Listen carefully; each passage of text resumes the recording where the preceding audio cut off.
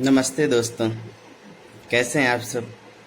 स्वागत है आपका घर बैठे बैठे खेल खेल में हिंदी सीखने के इस कार्यक्रम में। दोस्तों, आज हम लोग वर्णमाला या ध्वनि संरचना के अगले मुद्दों को देखेंगे। पिछले वीडियो में हमने नासिक निरनुनासिक तक के मुद्दों को देखा था। आइए अब देखते हैं अल्पप्राण और महाप्राण ध्वनि। दोस्तों, प्राण का अर्थ वायु। ऐसे भी किसी के प्राण निकल जाए तो हम लोग देखते हैं कि वो सांस ले रहा है कि नहीं। तो प्राण का अर्थ वायु, अल्प का अर्थ कम। जिन ध्वनियों के उच्चारण से मुंह से कम मात्रा में वायु निकले, अर्थात जिन ध्वनियों के उच्चारण में मुंह से कम हवा निकले, उन्हें अल्प प्राण ध्वनि कहते हैं। इसके विपरीत महाप्राण में महा शब्द का अर्थ बहुत अधिक। जिन ध्वनियों के उच्चारण में मुंह से बहुत अधिक मात्रा में वायु निकले, उन्हें महाप्राण ध्वनि कहते हैं। कवर्ग से लेकर पवर्ग तक, कख ग घ अंग से लेकर प फ ब भ म तक, प्रत्येक पहली, तीसरी और पांचवी ध्वनि यानी क, ग, अंग, च, ज, ञ, ट, ड, अण, त, द, न, प, ब, म, ये अल्पप्राण ध्वनियां होती हैं। जबकि दूसरी और चौथी जैसे ख, घ, छ, झ, ठ, ढ, थ, ध, फ, भ, ये महाप्राण ध्वनियां होती हैं। अगर आप इसको जांचना चाहते हैं तो मुंह के पास हाथ ले जाइए, एक बार पहली ध्वनि क बोल के देखिए, एक बार दूसरी ध्वनि ख बोल के देखिए, क, ख। तो आपको अंतर समझ में आएगा कि दूसरी और चौथी ध्वनि के उच्चारण में मुंह से बहुत अधिक हवा निकलती है, जबकि पहली, तीसरी और पांचवी के उच्चारण में मुंह से कम हवा निकलती है।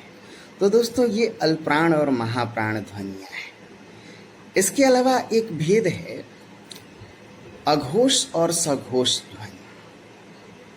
कहते हैं कि जिन ध्वनियों के उच्चारण में स्वर यंत्रियों में कंपन उत्पन्न हो, घोष का अर्थ ही होता है कंपन, उन्हें घोष या सघोष कहते हैं।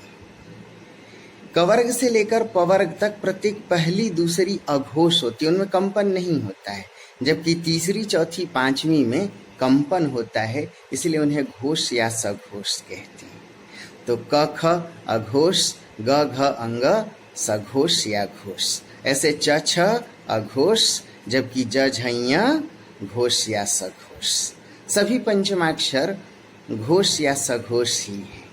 सभी स्वर भी घोष या सघोष हैं, क्योंकि स्वरों का जब उच्चारण करेंगे कान बंद करके अगर उच्चारण कीजिए तो आपको भीतर एक कंपन की स्थिति महसूस होगी। ऐसी ध्वनियों को घोष या सघोष ध्वनि कहते हैं। कुछ बातें समझ में आ रही हैं दोस्तों। ध्वनि या वर्ण संरचना के अन्य भेदों में एक भेद है उत्क्षिप्त व्यंजन ध्वनि। उत का अर्थ अचानक, क्षिप्त क्षिप्र से बना शब्द है तेजी से गिरना। जिन ध्वनियों के उच्चारण में जीभ ऊपर के तालु का स्पर्श करे और झटके के साथ नीचे गिरे, जिन ध्वनियों के उच्चारण में जीभ ऊपर के तालु का स्पर्श करे और झटके के साथ नीचे गिरे, तो ऐसी ध्वनियों को उत्क्षिप्त व्यंजन ध्वनि कहते हैं। कैसे? अड़ा, अढ़ा, बोलिए अड़ा, अढ़ा, अड़ा, अढ़ा। आप देखेंगे जीभ नीचे अचानक तालु को, नीचे के तालु को चट से पीट रही है, यानी जीभ के पीटने से ये ध्वनियां उत्पन्न होती हैं। ताड़न यानी पीटना, जात यानी जन्म लेना, इसलिए अड़ा, अढ़ा को ताड़न जात ध्वनि भी कहते हैं। दोस्तों, इन्हें द्विगुण व्यंजन भी कहते हैं, क्योंकि हिंदी की बोलियों में ये दो गुणों को धारण करती हैं।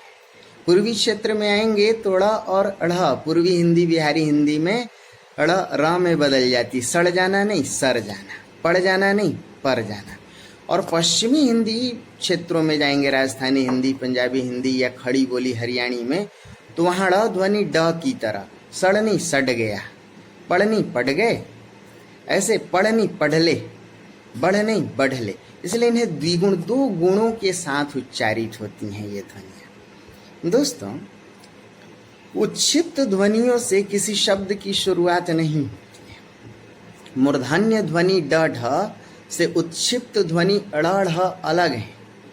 उत्क्षिप्त ध्वनि ड़ ढ से किसी शब्द की शुरुआत नहीं होती है, जबकि मूर्धन्य ध्वनि ड और ढ से शब्दों की शुरुआत होती है।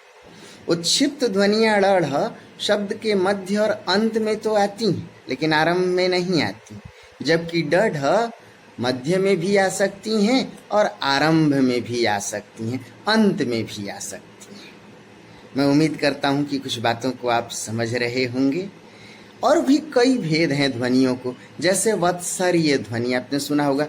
वत्स कहते हैं जो दंत मूल है मसूढ़े को, वहां से जो ध्वनियां उच्चारित हो। जरा बोल के देखिए, य। देखिएगा दांत और मसूढ़े के ठीक जहां से दांत निकले हैं मसूढ़े से, उस जगह को जीभ छूती है। तो य न, इन्हें वत्सरीय ध्वनियां कहते हैं, जो दंत मूल से उच्चारित हों, उस मसूढ़े को जीभ छुए जहां से दांत निकले।